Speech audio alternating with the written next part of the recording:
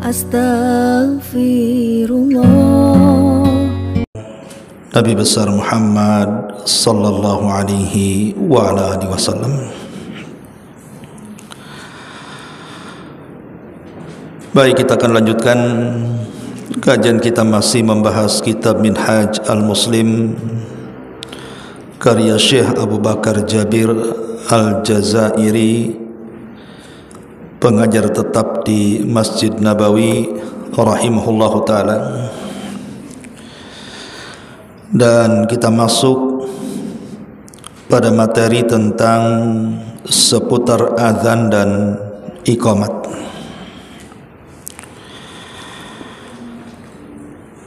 Bicara tentang azan, azan adalah salah satu dari syiar Islam. Dan siapapun yang mengagungkan syiar daripada syiar Islam, maka itu menunjukkan ketakwaan dalam hatinya. Sebagaimana Allah mengatakan, "Dzalika wa man yu'azzim sya'airallah fa innaha min taqwal qulub." Begitulah siapapun yang mengagungkan syiar dari syiar Allah, maka itu bagian daripada ketakwaan dalam hatinya. Di periode Mekah, azan ini belum disyariatkan, karena solat sendiri disyariatkan secara khusus 5 waktu itu 1 tahun sebelum hijrah, pada peristiwa yang dikenal dengan Isra dan Mi'raj. Ketika Nabi SAW hijrah bersama para sahabat, kemudian sudah menetap di kota Madinah dan sudah membangun 2 masjid. Pertama Masjid Quba, kemudian disusul dengan Masjid Nabawi. Maka saat itu para sahabat Nabi SAW apabila melaksanakan salat jamaah, maka tidak ada satupun alamat yang menunjukkan bahwa waktu tertentu melaksanakan salat tertentu. Mereka hanya melihat matahari saja. Kalau sudah waktunya salat zuhur, ya datang ke masjid. Sehingga mempersulit para sahabat Nabi SAW, terutama yang bekerja di ladang, di pasar, dan di tempat-tempat tertentu. Terkadang sebagian mereka masbuk. Dari sini kemudian Nabi SAW berniat untuk mengumpulkan manusia dalam setiap salat 5 waktu. Bagaimana caranya? Supaya apabila datang waktu zuhur, manusia tahu ini waktu zuhur, sehingga mereka baik yang ada di pasar, di ladang, di rumah, mereka sudah siap-siap untuk berangkat ke masjid. Maka sebagian para sahabat kemudian memberikan ide-ide mereka. Di antaranya, mereka mengatakan di hadapan Nabi SAW, bagaimana kalau kita nyalakan api saja di atas bukit pada setiap salat 5 waktu, sehingga apabila api itu menyala, kita tahu bahwa telah datang waktu salat. Sebagian yang lain mengatakan sebaiknya jangan api. Bagaimana kalau kita tiup trompet saja? Ketika mendengar suara trompet, berarti para sahabat tahu itu telah datang waktu salat berjamaah. Dan sebagian yang lain mengatakan, bagaimana kalau kita tabuh lonceng saja, supaya kalau lonceng berbunyi, maka para sahabat tahu telah datang waktu salat berjamaah. Tetapi kemudian oleh Nabi SAW ditolak ide-ide ini. Alasannya karena tasyabbuh, menyerupai orang-orang kafir. Adapun api menyerupai orang-orang Majusi. Adapun trompet menyerupai orang-orang Nasrani. adapun lonceng menyerupai orang-orang Yahudi. Maka rapat itu tidak ada keputusan sampai pada satu malam Abdullah ibn Zaid ibn Abdi Rabbah, Abdullah ibn Zaid ibn Abdi Rabbah ini tiba-tiba kemudian bermimpi, di mana dalam mimpinya dia kemudian diajarkan lafaz azan oleh para malaikat. Rupanya mimpi Abdullah ibn Zaid ibn Abdi Rabbah ini juga sama dimimpikan oleh Umar bin Khattab radhiyallahu anhu.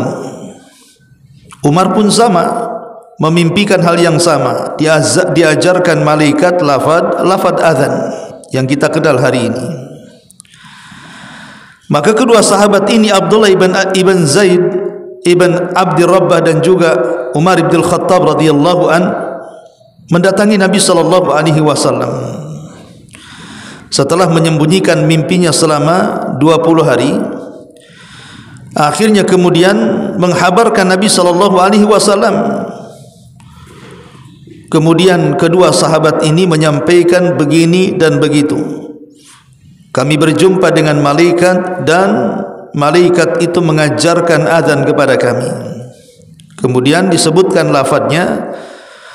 Maka Nabi sallallahu alaihi wasallam kemudian mengatakan kepada Bilal yang ketika itu ada di situ dan mengatakan, ya Bilal, kum fanzur ma ya'muruka biha Abdullah ibnu Zaid. Wahai Bilal, berdiri, hafalkan apa yang dimimpikan oleh Abdullah ibn Zaid, kemudian kumandangkan itu sebagai azan. Maka Bilal pun kemudian mengumandangkan azan, dan itulah azan pertama dalam Islam, dikumandangkan oleh muadzin Rasul Bilal bin Abi Rabah. Walaupun setelahnya kemudian muadzin di zaman Nabi sallallahu alaihi wasallam bertambah menjadi 4 muadzin, di mana Bilal ibn Rabah dipercaya Nabi sallallahu alaihi wasallam untuk menjadi muadzin di Masjid Nabawi. Kemudian dibantu oleh Abdullah ibnu Ummi Maktum, orangnya buta. Kemudian Nabi sallallahu alaihi wasallam mempercayakan muadzin di Masjid Quba Sa'ad al-Qaradi. Sa'ad al-Qaradi, budak yang dimerdekakan oleh Ammar ibn Yasir.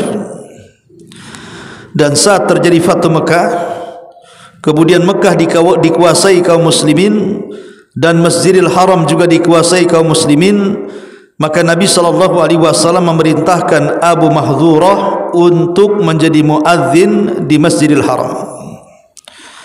Inilah 4 muadzin Rasul SAW sepanjang sejarah Rasul hidup. Bilal bin Rabah, Abdullah ibn Ummi Maktum, dan keduanya menjadi muadzin di Masjid Nabawi gantian, terutama salat fajar, di mana Abdullah ibn Ummi Maktum dia azan di azan subuh, sementara Bilal bin Rabah dia azan di azan pertama sebelum subuh.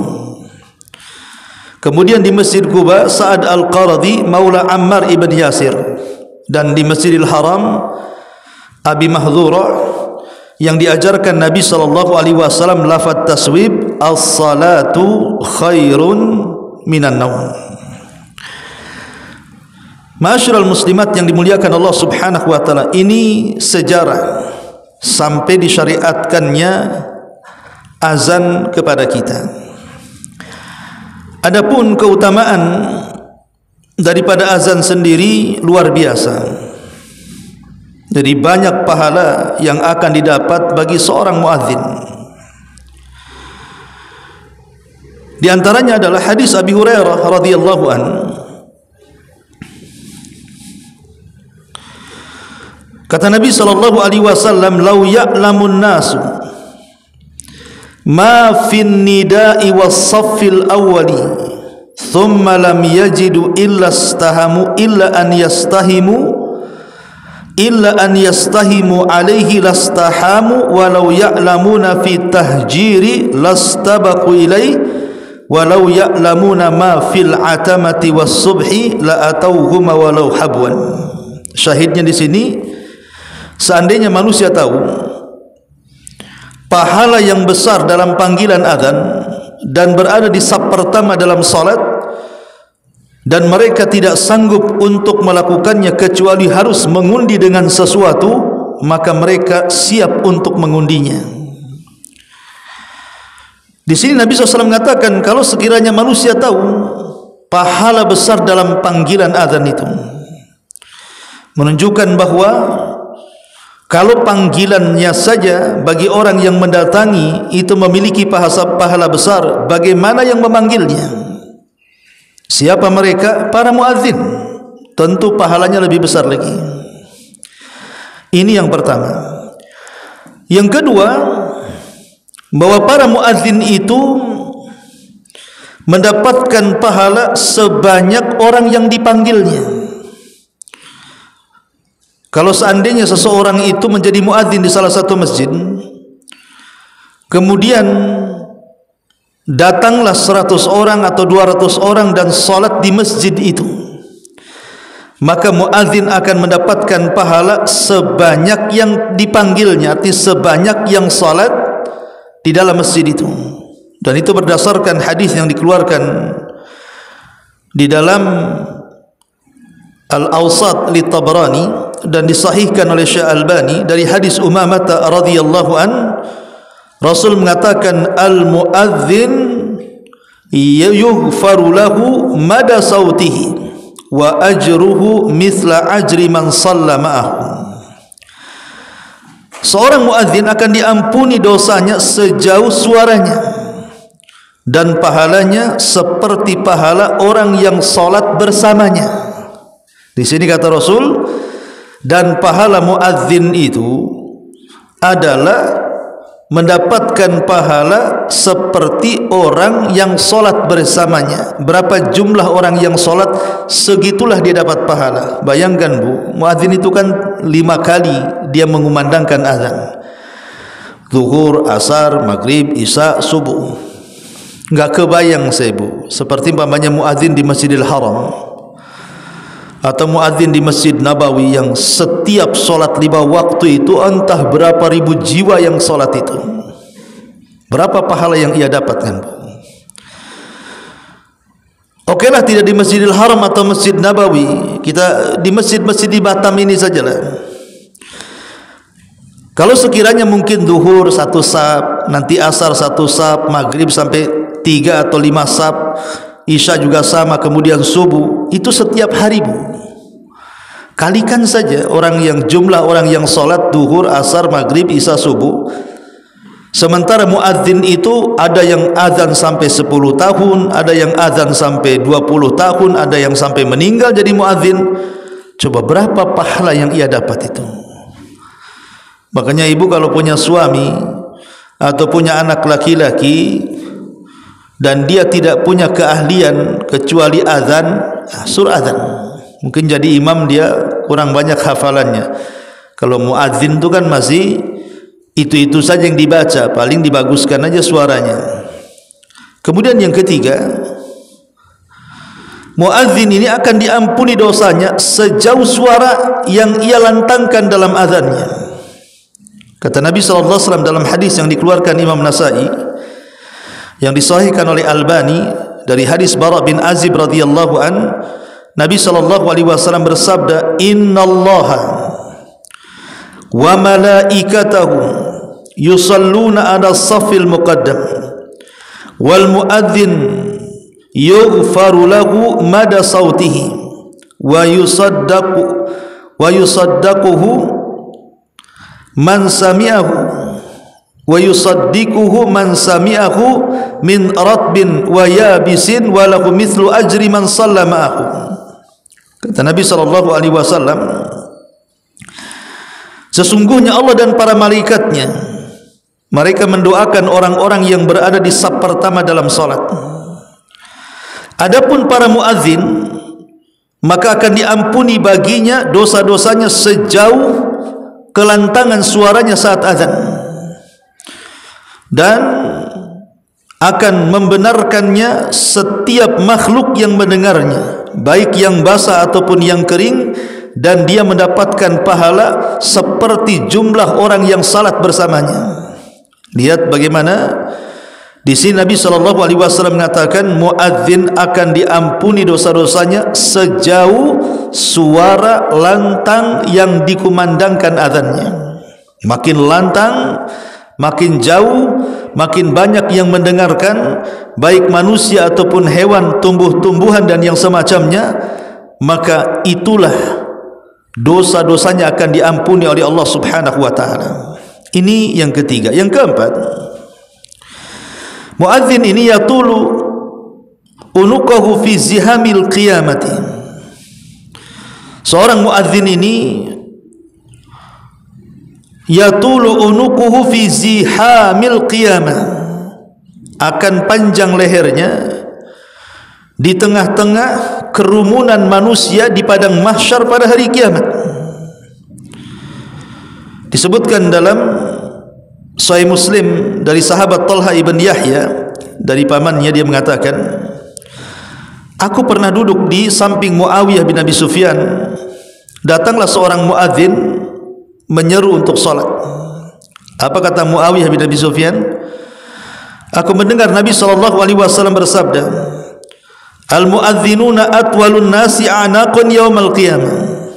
Seorang muadzin itu paling panjang lehernya di antara sekian banyak manusia pada hari kiamat. Sebagian surah ahli hadis mengatakan, ada yang mengatakan bahwa mana atwalun nas a'naqun, yang paling panjang lehernya pada hari kiamat, ini sebuah bahasa kinayah.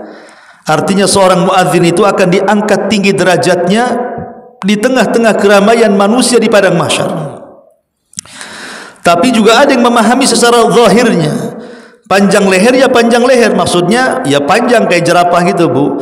Apa fungsinya? Supaya tidak tenggelam dengan keringatnya.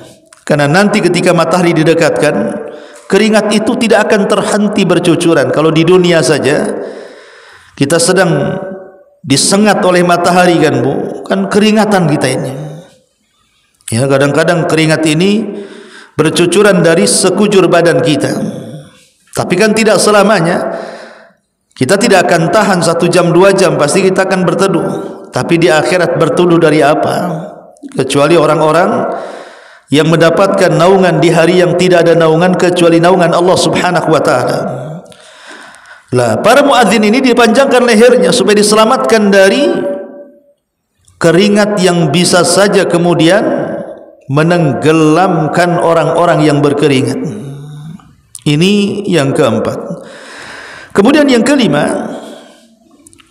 jadi setiap orang yang mendengarkan azan, setiap orang yang mendengarkan azan, maka dia akan menyaksikan keutamaan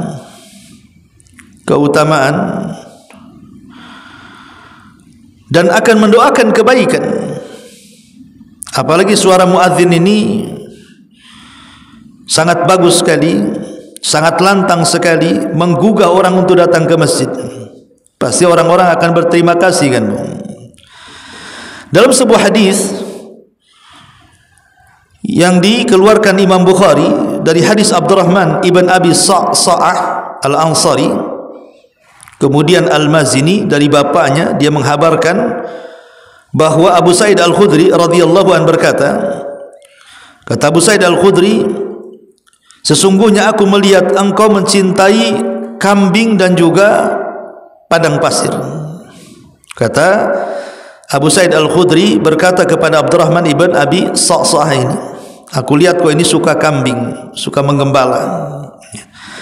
Fa idza kunta fi ghanamika aw fi badiyatika, kalau engkau berada di tengah-tengah kambing-kambingmu atau di tengah-tengah gurun pasirmu, fa'adzanta bis salati farfa sautaka bin nidai.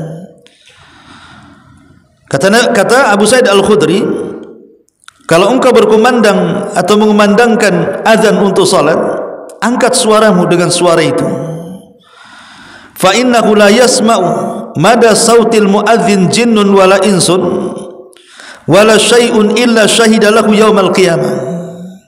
Karena tidaklah mendengar dari kalangan jin dan manusia jauhnya suara muadzin yang didengar atau apa saja yang mendengar, baik manusia, jin ataupun tumbuh-tumbuhan, pokoknya apa saja, baik hewan-hewanan.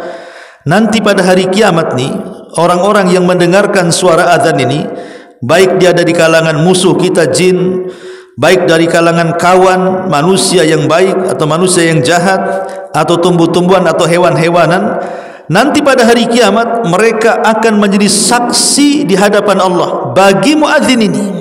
Walaupun di tengah padang pasir tidak ada yang datang, andailah tidak ada yang datang, dia azan sendiri tapi dikencangkan suaranya gitu ya, maka itu pahalanya juga luar biasa. Kemudian yang keenam, azan ini bisa mengusir setan. Azan ini bisa mengusir syaitan.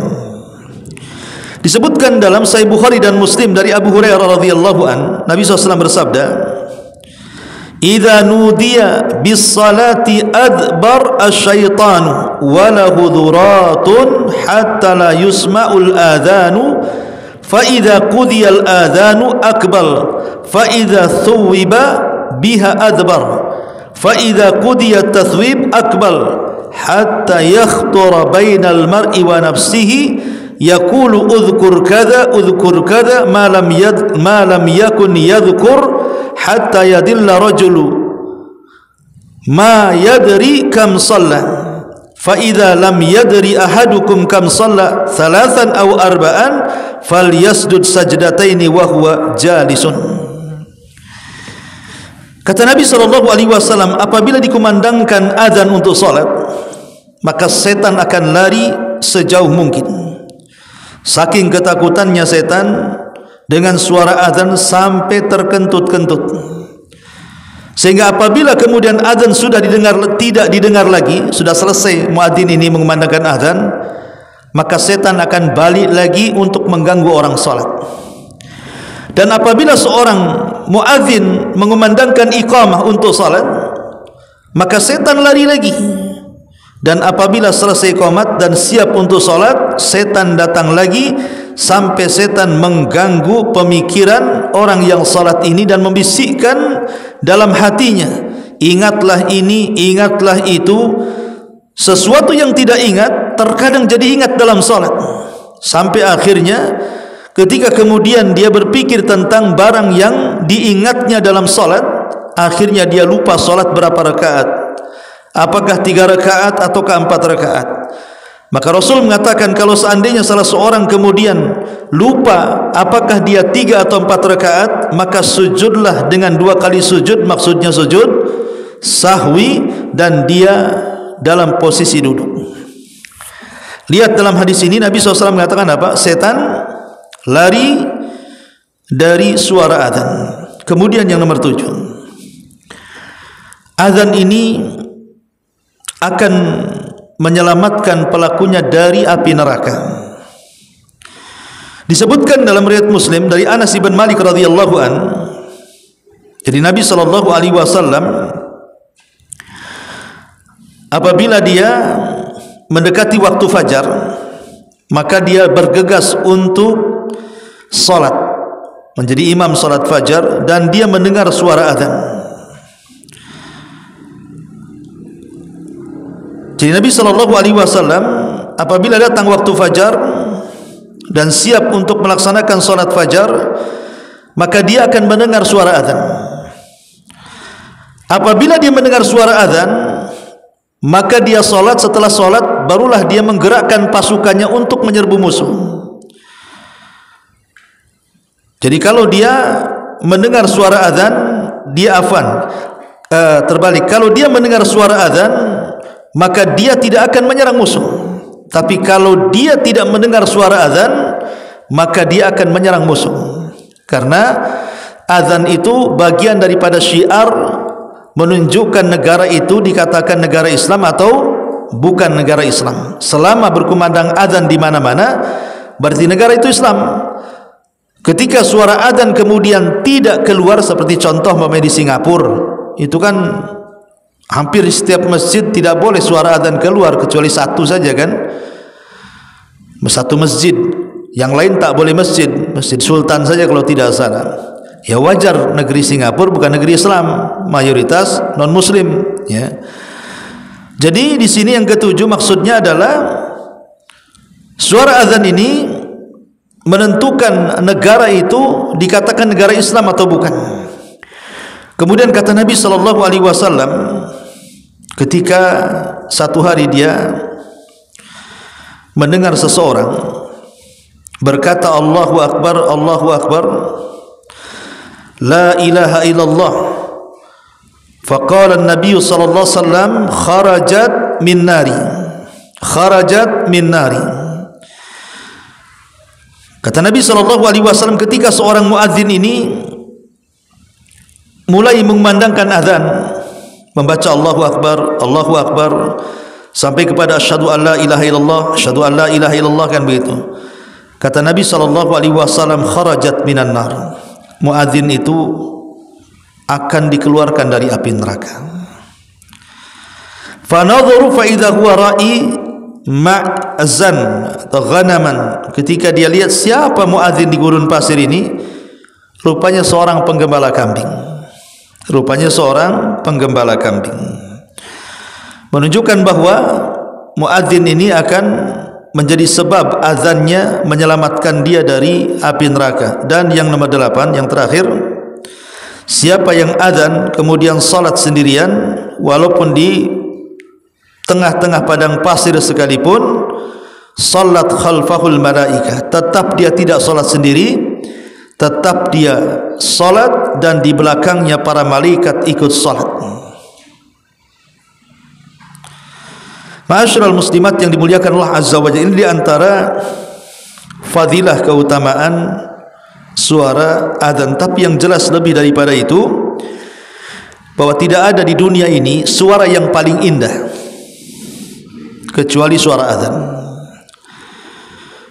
Seindah apapun seorang selebriti, seorang artis, penyanyi, kondang sekalipun, yang dilulukan banyak manusia, dibandingkan suara azan, suara penyanyi artis terkenal sekalipun tidak ada apa-apanya. Maksudnya di hadapan Allah. Kalau di hadapan manusia, ialah kadang-kadang mereka tidak peduli dengan suara azan.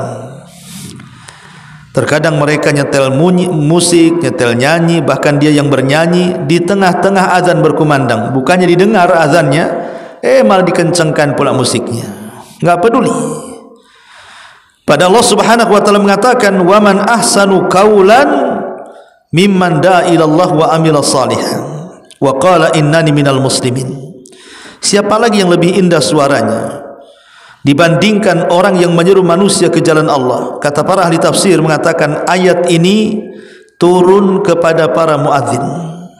Bahwa muadzin itu mereka memiliki suara yang sangat indah sekali.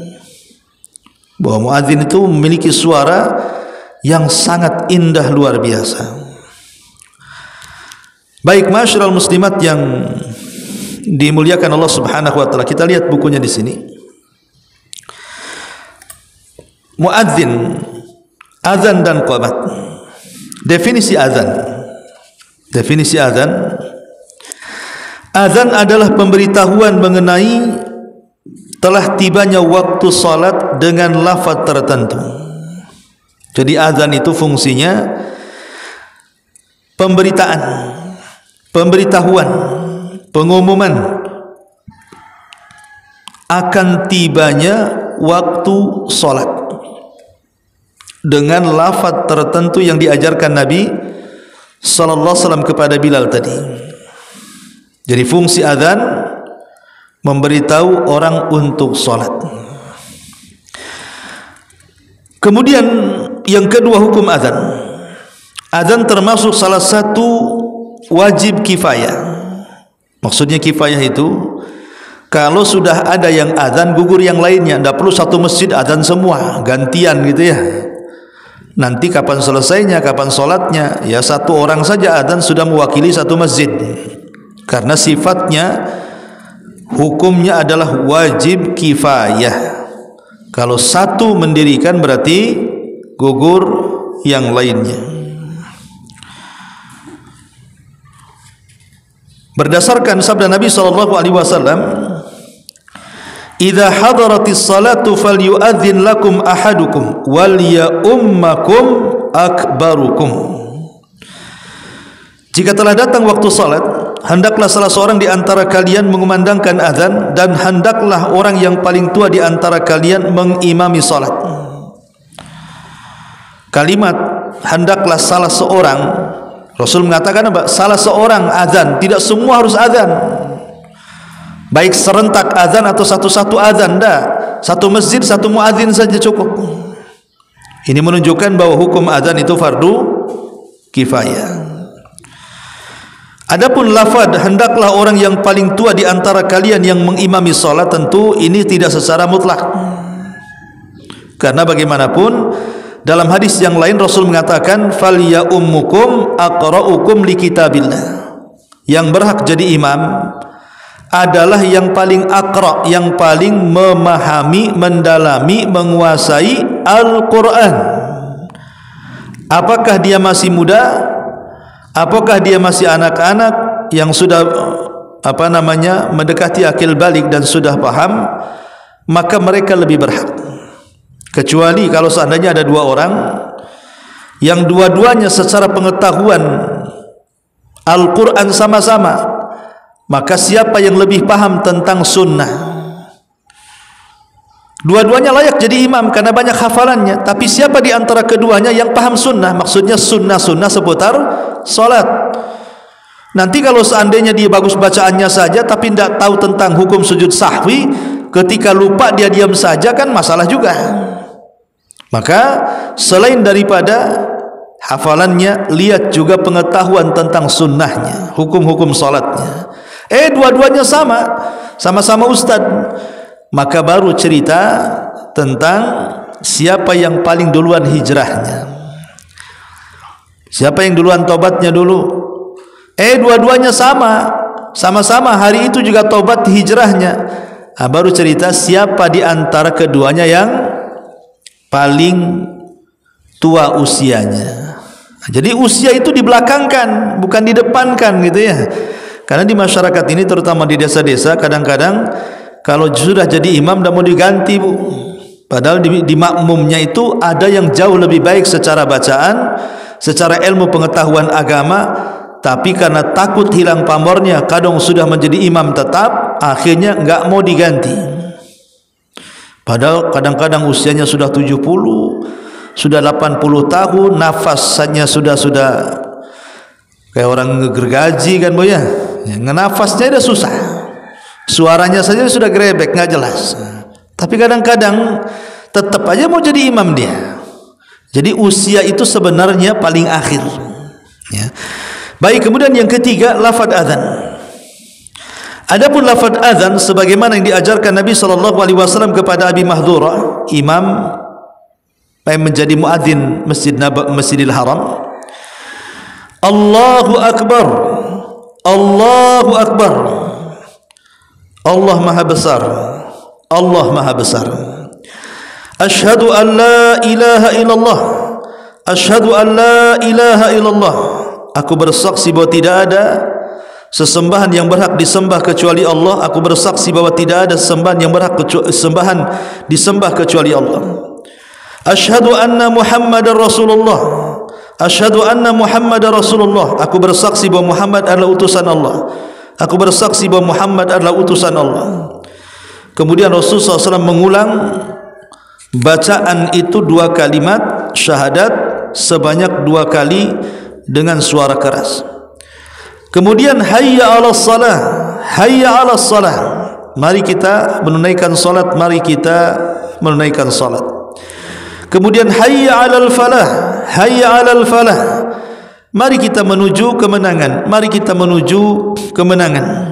Sedangkan dalam azan subuh khusus tidak berlaku kepada azan salat yang lainnya kecuali subuh, ditambah As-salatu khairun minan naum. As-salatu khairun minan naum. Salat itu lebih baik daripada tidur. Salat itu lebih baik daripada tidur.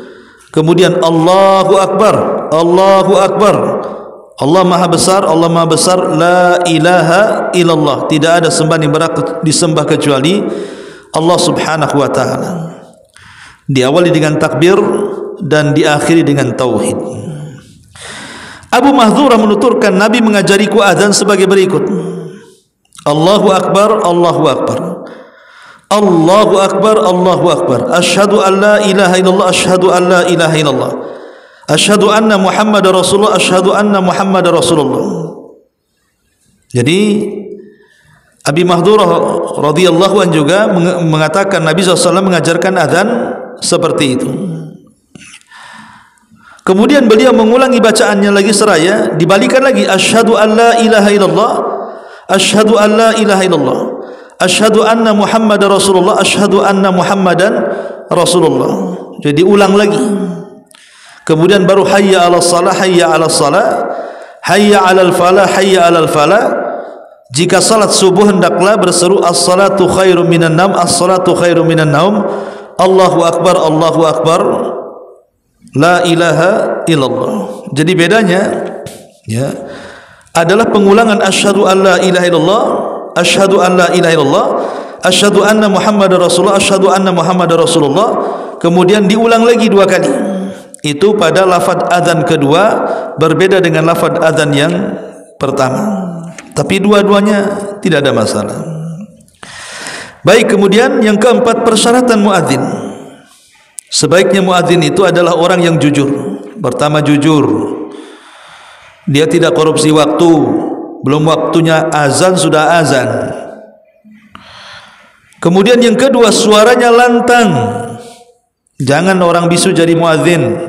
Orang bisu tak ada suara. Atau orang serak jadi melantangkan azan. Kemudian mengetahui waktu-waktu salat. Alhamdulillah pemerintah kita sudah mengeluarkan jadwal waktu-waktu salat sehingga memudahkan para muadzin untuk mengumandangkan azan. Saat mengumandangkan azan, hendaklah dia mengumandangkannya dari tempat yang tinggi seperti menara dan yang lainnya. Alhamdulillah juga sekarang hampir setiap masjid ada menara dengan toanya sehingga bisa terdengar kemana-mana.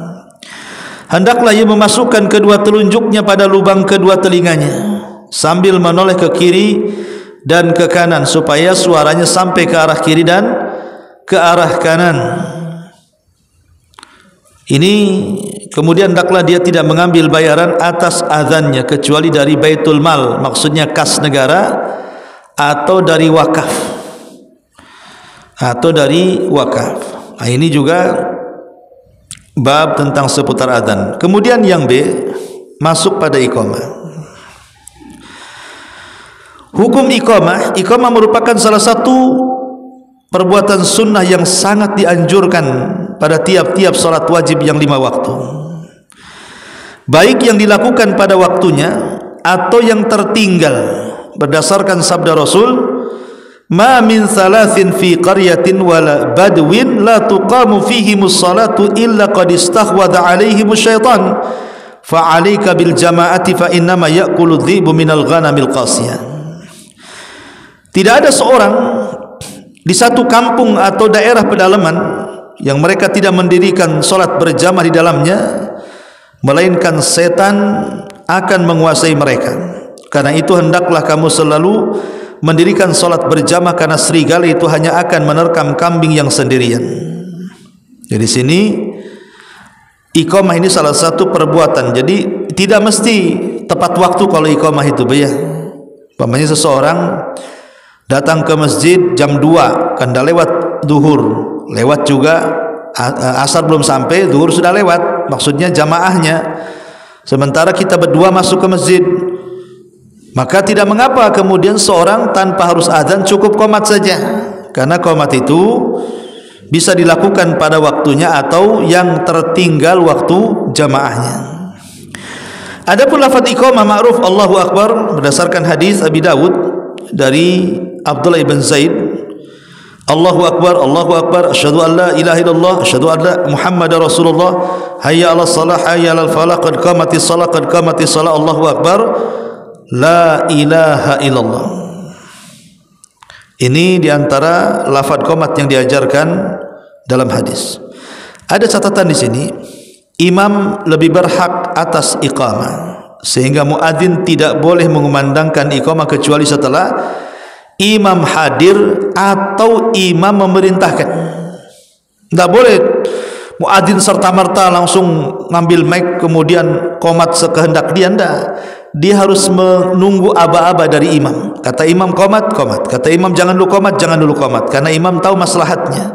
Kata Rasul, al-muadzin amlaku bil adzan wal imamu amlaku bil iqamah. Muadzin lebih berhak untuk adzan, sementara imam lebih berhak untuk qomat. Akan tetapi dalam sanadnya terdapat perawi yang tidak dikenal. Namun demikian pengalaman kandungan hadis ini telah umum di kalangan ahli fikih, karena didukung oleh keterangan lain dalam hadis yang diriwayatkan oleh Ali dan Umar. Karena muadzin itu lebih berhak atas azan dari yang lainnya, maka ia boleh mengumandangkan azan saat waktu salat tiba tanpa harus menunggu kedatangan seseorang atau meminta izin kepada imam atau yang lainnya, khusus muadzinnya. Tapi ketika dia qomat, bagaimanapun dia harus menunggu imam. Baik, ini azan dan qomat. Sekarang hal-hal yang disunnahkan dalam azan apa saja? Pertama, tarassul. Apa itu tarassul? Maksudnya jangan terburu-buru ketika azan. Santai saja, slow saja, tidak perlu terburu-buru. Kemudian juga al-hadru. Al-hadru maksudnya mempercepat bacaan ketika iqamah. Jadi kalau azan itu jangan terburu-buru, nyantai. Tapi kalau qomat disyariatkan terburu-buru. Makanya kita lihat suara orang adzan dengan qomat kan berbeda kan Bu ya. Kalau suara adzan itu kan lambat, panjang, kadang-kadang dilanggamkan. Tapi suara qomat itu biasa-biasa saja. Walaupun suaranya indah ya tetap saja Allahu akbar, Allahu akbar, asyhadu an la ilaha illallah, asyhadu an la ilaha illallah, asyhadu anna Muhammadar Rasulullah, begitu kan? Dia tidak harus dilambatin, bahkan dianjurkan untuk dicepatkan. Yang kedua, menirukan bacaan muadzin dan juga mukim. Jadi kalau kita sedang mendengar suara azan, maka kita harus menirukan dengan pelan. Di mana orang yang mendengarkan hendaklah mengikuti lafaz muadzin dan mukim, kecuali saat dibacakan lafaz hayya 'alas shalah, hayya 'alal falah, maka kita yang mendengarkannya cukup membaca la haula wala quwwata illa billah. Dan saat dibacakan lafaz qad qamatis shalah, qad qamatis shalah, hendaklah dibaca aqamahallahu wa adamaha. Sesungguhnya Allah telah mendirikannya dan mengabadikannya. Qad qamatis shalah berdasarkan hadis yang diriwayatkan oleh Abi Dawud, anna Bilalan akhadha fil iqamati falamma an qala qad qamatis shalah qala an-nabiy sallallahu alaihi wasallam aqamahallahu wa adamaha. Bahwa Bilal mulai mengumandangkan iqamah, maka tatkala dia mengucapkan sungguh salat telah didirikan, maka Nabi menjawab semoga Allah tetap mendirikannya dan semoga Allah tetap mengabadikan salatnya. Dan juga berdasarkan hadis Nabi sallallahu alaihi wasallam di sini juga, idza sami'tumul muadzin faqulu mithla ma yaqulul muadzin. Jika kamu mendengar seruan muadzin hendaklah kamu mengucapkan bacaan seperti yang diserukan oleh muadzin. Kemudian yang terakhir di antara adab sunnahnya, berdoa memohon kebaikan setelah azan, baik yang azan ataupun yang mendengarkan azan. Allahumma hadza. Di sini jelaskan bahwa Rasulullah SAW bersabda, ad-du'a la yuraddu bainal adzan wal iqamah. Doa yang dipanjatkan antara adzan dan iqamah hendaklah ditolak, tidak akan ditolak. Jadi baik seorang muadzin atau anda yang mendengarkan adzan, setelah suara adzan dikumandangkan dan sebelum qomat dikumandangkan, itulah waktu mustajab doa. Berdoalah di situ. Kemudian dalam hadis lain dijelaskan bahwa setelah adzan maghrib Rasul pernah berdoa, Allahumma hadza iqbalu lailika wa idbaru naharika wa aswatu du'aika faghfirli. Ya Allah, saat ini adalah saat kedatangan malammu, saat kepergian siangmu, serta saat suara-suara memanggilmu, maka ampunilah dosa-dosaku. Nah, ini diantara hal-hal yang menjadi anjuran bagi seseorang saat mendengar azan. Baik, sampai di sini. Silakan kalau ada yang mau bertanya.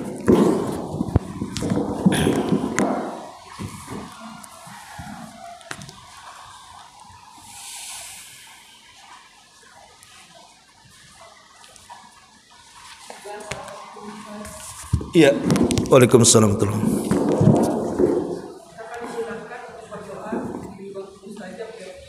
Iya.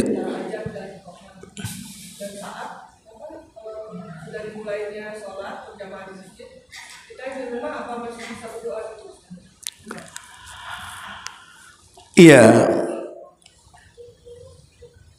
Waktu yang sangat mustajab itu salah satunya adalah setelah azan dan sebelum qomat. Dan azan dan qomat itu ditentukan oleh suara yang ada di masjid. Jadi jeda mustajab doa itu ditentukan dengan suara azan dan qomat yang ada di masjid. Karena kita tahu bahwa orang-orang yang sholat di masjid tentu mereka tepat waktu. Mereka pasti tepat waktu. Karena kalau tidak tepat waktu, orang yang datang ke masjid bukan 1-2 orang, kadang-kadang ratusan orang, tentu akan dikritikkan gitu. Dan alhamdulillah rata-rata di negeri kita biasanya saut-sautan azan itu. Yang ini azan, nanti beberapa detik sebelah sana azan, beberapa detik sebelah sana azan. Ya seolah-olah memang sudah tahu memang datang waktu sholat. Kemudian lama nggak kedengaran, baru dengar qomatnya. Jadi itulah jedanya di situ. Maka sama juga wanita-wanita yang di rumah sholat, kapan doa bainal adzanaini, di antara dua adzan itu mustajab? Bagi wanita cukup mendengarkan suara adzan yang ada di masjid dan suara qomat yang ada di masjid. Maka jeda di antara keduanya, disitulah tempat berdoa yang mustajab. Wallahu a'lam.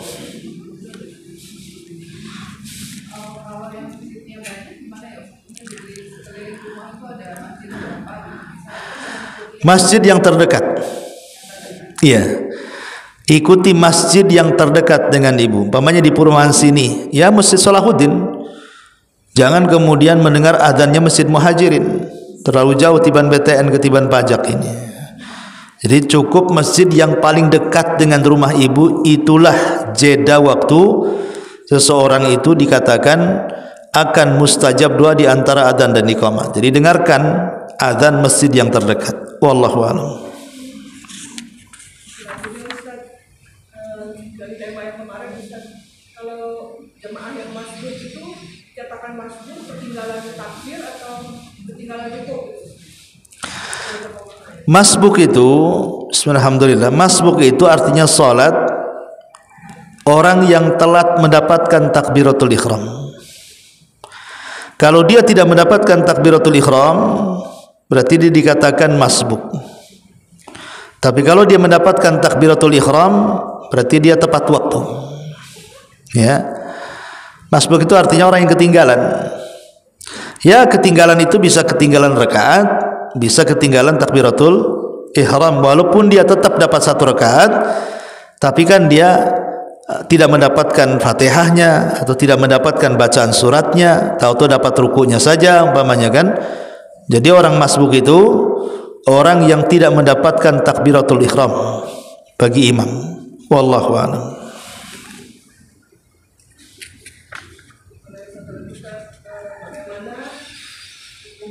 Ini anak-anak sekarang Ustaz, kebanyakan mereka dalam berjamaah mesti tidak menggunakan peci atau untuk kepala. Iya.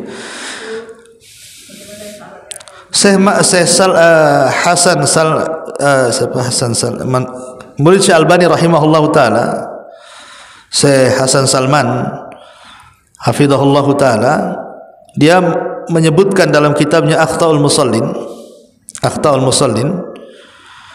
bahwa orang yang tidak menutup kepala dengan serban, kolam suah, peci dan yang semacamnya, maka makruh hukumnya. Makruh hukumnya, sah salatnya tapi makruh. Ya, karena Nabi SAW selalu menutup kepalanya dengan imamah. Selalu menutup kepalanya dengan imamah. Apalagi kalau umpamanya rambutnya jabrik, rambutnya gondrong kan gitu ya. Ketika sujud ya akhirnya kemana-mana rambutnya kan, ganggu. Jadi okelah masalah itu, tapi yang jelas bahwa Nabi SAW beliau senantiasa menutup kepalanya. Sehingga kata beliau, di antara akhtaul musallin, salah satu kesalahan orang salat adalah hasirur ra'si, kepalanya tidak ditutup, sehingga hukumnya makruh. Wallahu a'lam.